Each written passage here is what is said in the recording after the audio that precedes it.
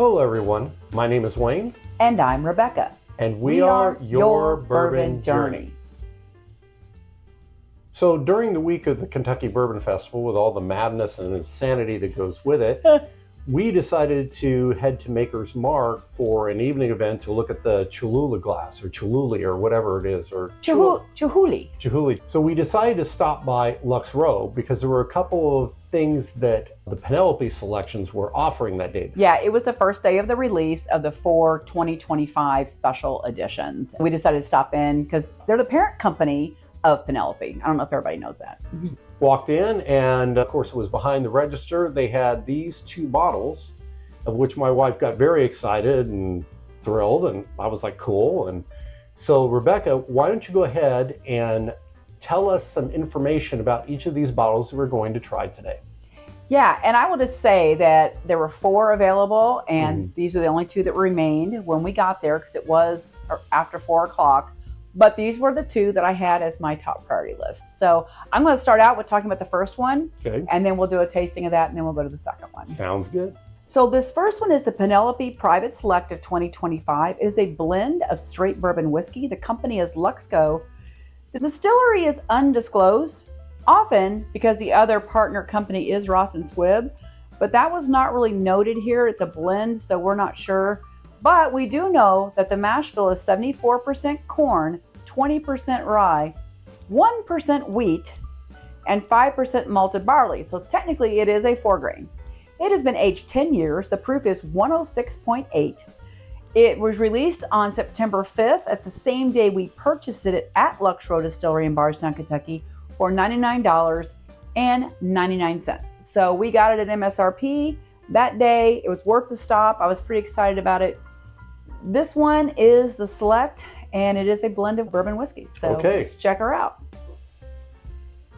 I've not watched any videos on this. I've not seen any reviews of this.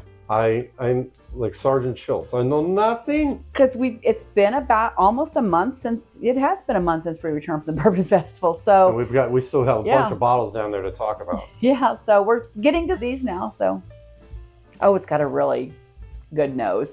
We're big Penelope fans. We've yet to have a Penelope we didn't enjoy. Some we like more than others. This is very light. Yeah. It's got some typical, I'm getting a little cinnamon note, some caramel. The brown sugar. I'm not getting any fruit, but I'll say this. If you get too far into it, you get a hit of alcohol. And it's only, 106.8 proof, so it's not super proofy. It's got pretty thick legs dropping down now for me. It does. Very thick. So I'm hopeful that this is going to have some great mouthfeel. Let's go ahead and give the Private Select a taste. Cheers.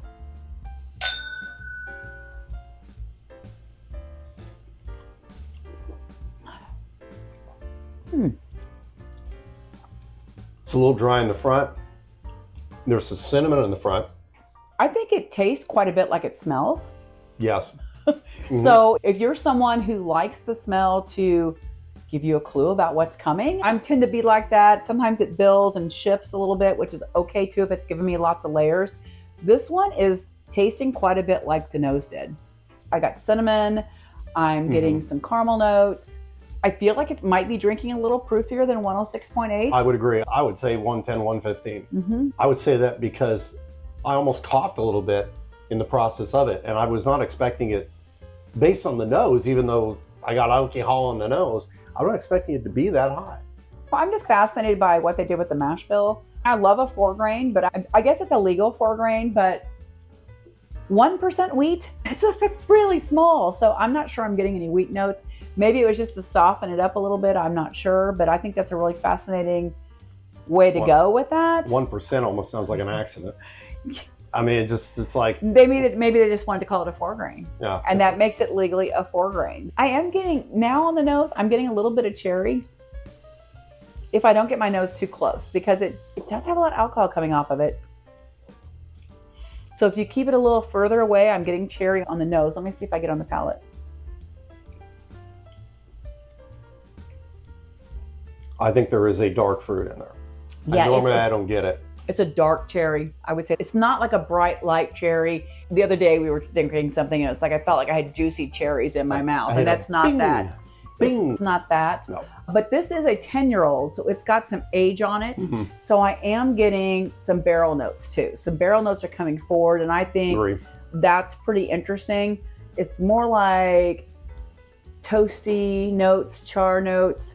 I'm not getting anything particular like a tobacco or anything like that. 10 years is kind of on that cusp of sometimes you will get the, depends on where it was aged. And this is a blended bourbon whiskey. So more than likely, all the barrels were aged at different spots. So that's probably why I'm not getting a lot of barrel notes, but I can taste some. I am getting some barrel notes as well. What do you think of it? I think it's pretty tasty. I think it's good. Sometimes Penelope's a little pricier. This one, to get it for $100, I think is okay for a 10-year-old. I think it's a good price point for it. So I don't mind it. I'm not crazy about it. It's not bad. There's not enough for me in it, but it's not a bad whiskey. I would like to see what it does when it's been open for a bit, because we did just open it maybe 45 minutes ago to let the glasses breathe a bit. But I would like to go back to this one in a few weeks and see what we think. Yeah, because the thing about it is, for such a low proof, it's drinking higher. It's really hot on the nose, and especially on the nose. And I think that's, a lot of times I don't think a high proofiness mutes flavor for myself. In this case, it is, to me, muting a lot of flavors. And I wouldn't say I'm exactly disappointed. I think this maybe needs to open up a little bit more before I'm like, I don't know, I don't want to see this again. But at the end, I don't dislike it, but it is a blended whiskey. So we don't know if it's blended from different distilleries. We don't know what those proofs were to start with. It could have been something that was really high, and that could be what we're getting the ethanol for. Even though the proof comes down to 106.8, if you had some really high proof stuff in there, it could make it drink a little hotter. So we just don't really know. We just know it's blended whiskeys. It didn't say what state those blends came from in the press release, so I'm not sure, but I think it's interesting. It is not my favorite Penelope, I will say, but I do think it's a decent pour. It's okay, but I guess I agree with you. I think we're going to have to come back to this at a different point. Would I buy it? The price that it was at, I probably would buy it.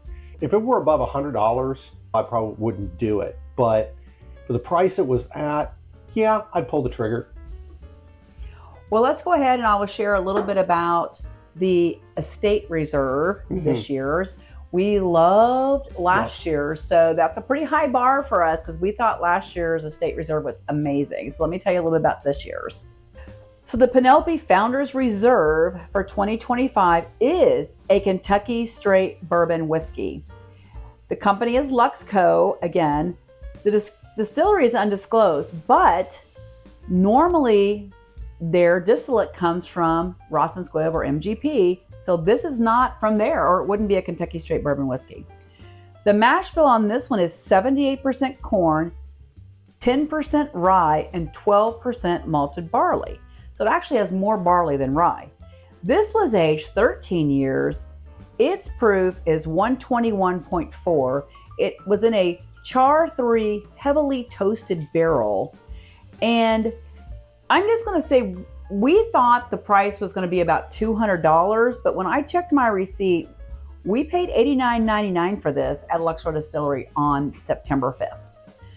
So I'm not sure if there was a bad barcode that day, and I'm just going to say thank you. Well, I'm pretty sure the Founders Reserve is supposed to be at $199.99, but I just looked at the receipt today. Yes, and it was behind the register. Both of these bottles, I don't think we could grab. They were actually behind the register, and we had to ask for them. And normally, if they're on the shelf, they have a price point on there. Right, so you know. I didn't do a lot of information before I went in there, and we were on a hurry to get to Maker's Mark, so I'm just like, yeah, I just get that and pay for it. So we may have gotten a really good deal on this one. So let's go ahead. You can all let me know if you bought one. Yes, let's give it a gander. It's a pretty color. It is 13 years old. It's a little bit older than the other one, and it is closer to a medium. The fact that it's a Kentucky Straight Bourbon Whiskey, I'm just really curious to think about where they got it from. I haven't heard any rumors out there. If any of you know any rumors about where they sourced this, I'd love to hear that in the comments. Probably Heaven Hill. I'm guessing something in Bardstown, but I could be totally wrong. Well, there's the sweetness right there. There is that you have a caramel component, you have a vanilla component, and a cherry. It's more cherry than the Select was. Okay, I am not getting it. And I'll tell you what, for the nose, it's over 120, let's just say. And it's not nosing as hot as the other No, one did. no, and it's funny you saying that because it's like that one there, you can pick it up. It's interesting. I think there's something else in there, and I think there is, I know we've talked about this, a nuttiness. I'm not getting that, but this one, of course, has a bit more rye in it than the last one did. I want to say I'm getting a peanut. No, I'm not getting that. Okay. Which is okay. I want to look at the legs real quickly here before I take a taste. It is taking its time to form some really lovely legs. It's got some really good viscosity. Oh, I've got some really good ones. Yeah. So I'm ready to taste this Founders Reserve 2025. Cheers. Cheers.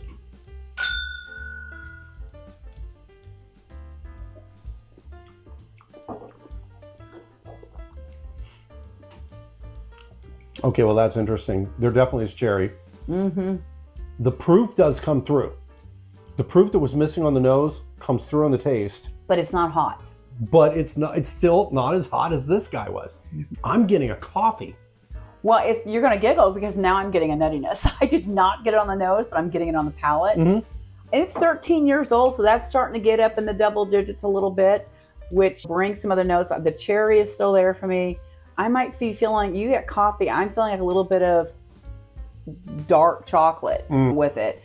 Like a dark chocolate covered cherry thing happening, which is not a terrible thing. I almost, like when I'm tasting this, I almost feel like I'm drinking wild turkey that got married to Jim Beam at a shotgun wedding. Because there's some aspects of it, of the peanut, and which is their main profile, and then there's cherry, which I tend to find in a wild turkey along with brown sugar. This is actually... Well, we were talking about things that might be in the Bardstown area. Barton is very known known for its cherry notes as well. This could easily be Barton. I don't know. Again, I didn't do any sleuthing on that to try to find out. I try not to do that kind of thing before I'm tasting something. But if anyone has any comments on that, I'd love to hear it. But it kind of has a Barton note to it for me. I like this one a lot. I think we got a great price on this one. I'm just saying. Probably. But I would have paid over $100 for this one. Absolutely. Well, if we're going to go price point again, with what we paid, I would buy this and I would back it up. Mm-hmm. And that would not even be a thought on the tasting because it's much better than this guy. Yeah, it's amazing. Well, maybe it's because it's a Kentucky Straight Bourbon Whiskey. Yeah. I think it's terrific. I'm going to take another sip to see if I can get anything on the finish. Yeah, same here.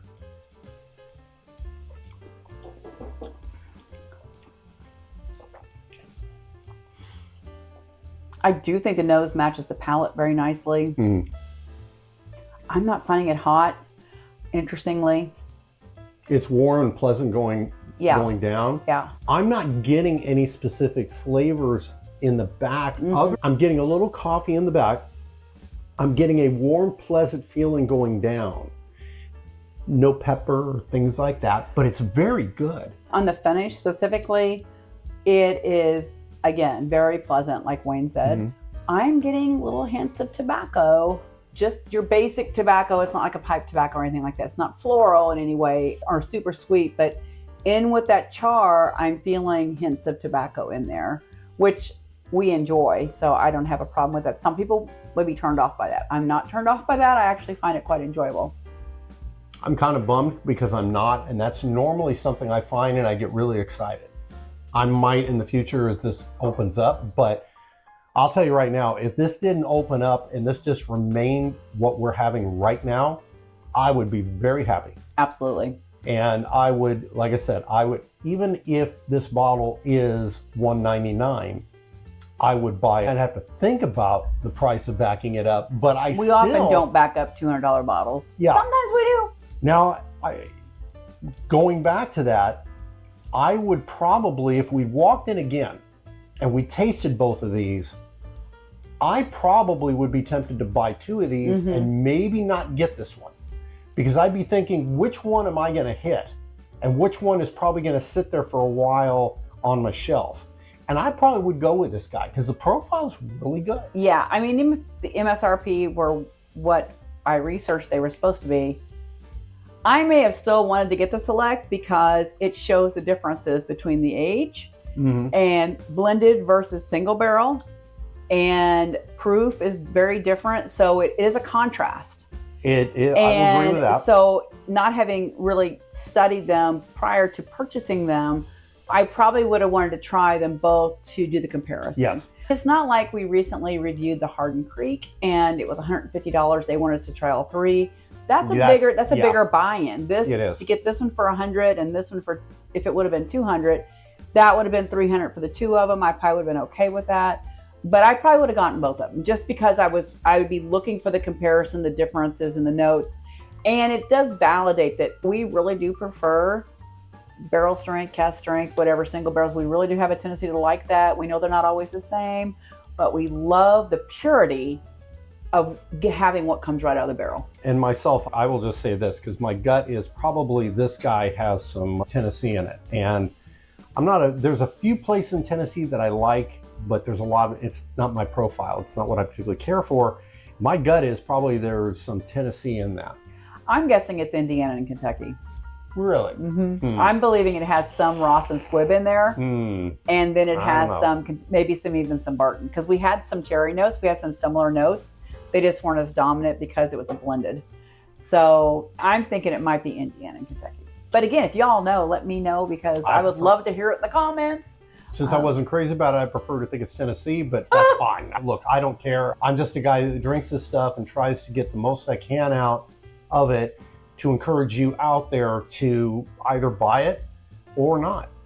Well, and that's probably where that whole 1% wheat came in. Mm-hmm. Because if you're talking about blending things, you wouldn't do a mash bill of 1% wheat, right? That's probably not going to be done. But if you're taking barrels from different locations and different things, a rye mash bill and a wheated, maybe one barrel was a wheated mash bill, and that's why it ended up being 1% wheat when they figured out the math.